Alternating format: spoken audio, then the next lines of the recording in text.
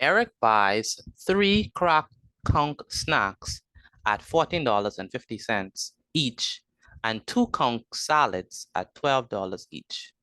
Calculate the total cost.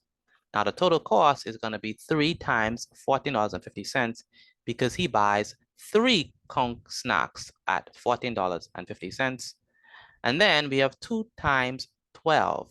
And 2 times 12 is because he bought 2 conch salads at 12. He bought 2 conch salads at $12 each.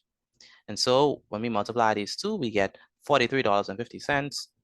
And when we multiply 2 times 12, we get $24. Next, we add these two. And when we add these two, we get $67.50. And that's the total cost, $67.50. Next, it says VAT at 12% is added to the total. Calculate the amount due for VAT. Now remember, VAT is 12%, and so 12% of what? Well, 12% of the total amount, and that's going to be $67.50. We take 12% and we express it as a fraction, which is 12 over 100, and we multiply that by 67.50, and we put it over 1, all right? So we have 12 times this number, 12 times 67.50, and when we do that, we get 810. And we say 100 times 1, and 100 times 1 is definitely 100. Next, we divide 810 divided by 100, and that gives us $8.10. So that means that the amount due for VAT is $8.10. Next, they want us to determine, or they want us to calculate Eric's total bill. Now, Eric's total bill is going to be the total amount plus the amount that must be paid for VAT. And so it's $67.50 plus $8.10. And when we add those two together, we get $75.60.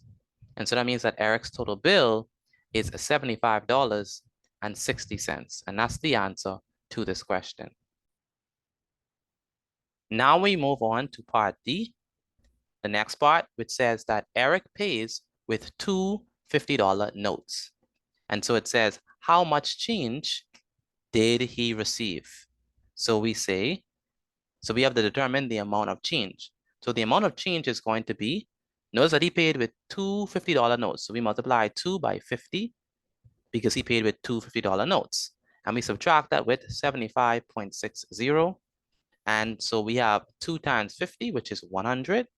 And so we do 100 minus $75.60. And when we subtract these two, we get $24.40. So the amount of change that he received is $24.40. And that's the answer to this question.